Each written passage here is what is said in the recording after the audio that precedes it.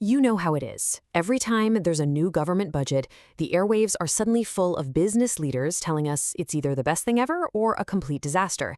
But are they actually seeing the future, or are they just, trying to shape it? Let's try and figure out when we should listen and when it's probably just noise. So that's the big question we're tackling today. When a captive industry gets on the news warning of economic chaos because of the budget, should we take that as gospel? Or maybe, just maybe, with a huge pinch of salt? To figure that out, we really need to dig into their track record. Because honestly, when you look back at what they've predicted over the years, a really fascinating pattern emerges. It's a total mixed bag. Sometimes they're prophets, and other times, well, not so much. Let's start with the times they got it bang on.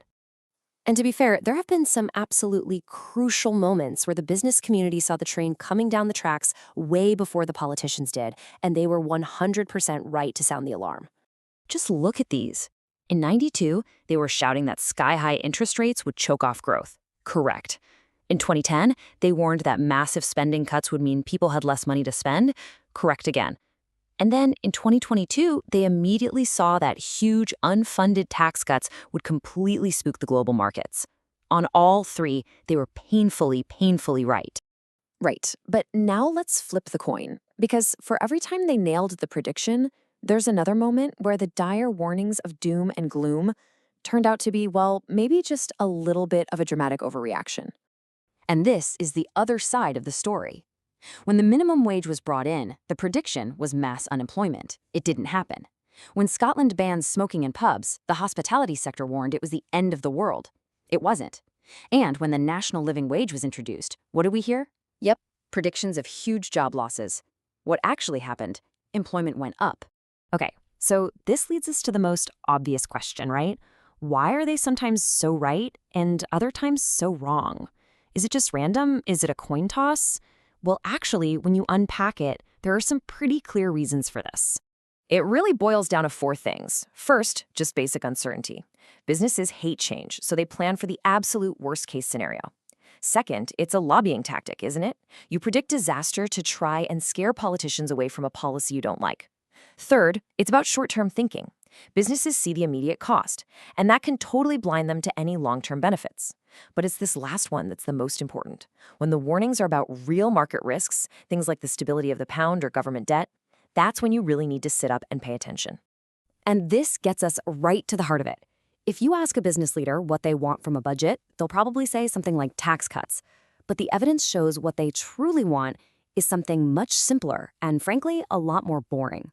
Predictability. That's it. That's the secret sauce. Think about it. Businesses have to make plans for the next 5, 10 years. They can work with high taxes or low taxes as long as they know the rules of the game aren't going to suddenly change overnight. And that's exactly why a supposedly pro-business surprise, like that mini-budget in 2022, can turn into an absolute catastrophe. It just creates chaos. And you can literally see this shift over time. Back in the 70s, the big bogeyman was inflation. Then, through the 80s and 90s, the conversation was all about tax cuts. But look at the last decade or so. The number one complaint you hear from business isn't about a specific policy. It's about the constant uncertainty, the endless tinkering. They just want a clear, steady path forward. And of course, sometimes it doesn't matter what the chancellor says or does. The budget is just a sideshow. When you have these massive global events, oil crises, the 2008 crash, a pandemic, they completely swamp anything a domestic government can do. In those moments, businesses aren't reacting to the budget, they're reacting to the world. Okay, let's get to the question everyone always asks. Does it actually matter which party's in Downing Street? Is one side really better for business than the other? Well, let's have a quick look at the numbers. So if your only measure is the stock market, then yeah, historically the conservatives have a slight edge, about 1 percentage point a year on average. But that's only one very, very specific way to measure the health of an economy.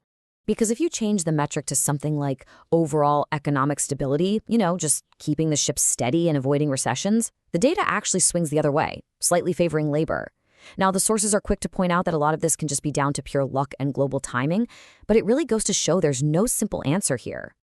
And this table just shows you how wild the disconnect can be. In '79, a fragile mood correctly predicted a recession. Great. But in 97, an optimistic mood also correctly predicted strong growth. It's a total mess. The key thing to take away from this is that the gut feeling before a budget is a completely unreliable guide to what's going to happen next. So after all of that, where does it leave us? What have we actually learned? What is the secret ingredient that really makes a budget a success from a business point of view? Let's just try and boil it all down. If it isn't really about specific tax cuts and the gut feeling of business leaders is all over the place, what is it? What are they really looking for? Well, it really comes down to this simple contrast. You have exciting budgets, right? The ones that make the front page with huge surprises and big shocks. And then you have boring budgets, the ones that just confirm the long-term plan and stick to the rules. And you know what? Businesses will take the boring one every single time. And that is the real answer. The best budgets are the boring ones. The ones that are delivered by people who seem steady, credible, predictable. Think of chancellors like Ken Clark or Gordon Brown in his early days. Because at the end of the day, for a business trying to plan for the future, stability always beats a surprise. And credibility is worth more than any political promise. And I think this quote from the brilliant Terry Pratchett just sums it all up perfectly. Businesses might talk a big game about grand economic plans and justice for all, but what do they really crave, deep down? Only that things go on as normal and tomorrow is pretty much like today. And that right there might just be the most important lesson any government can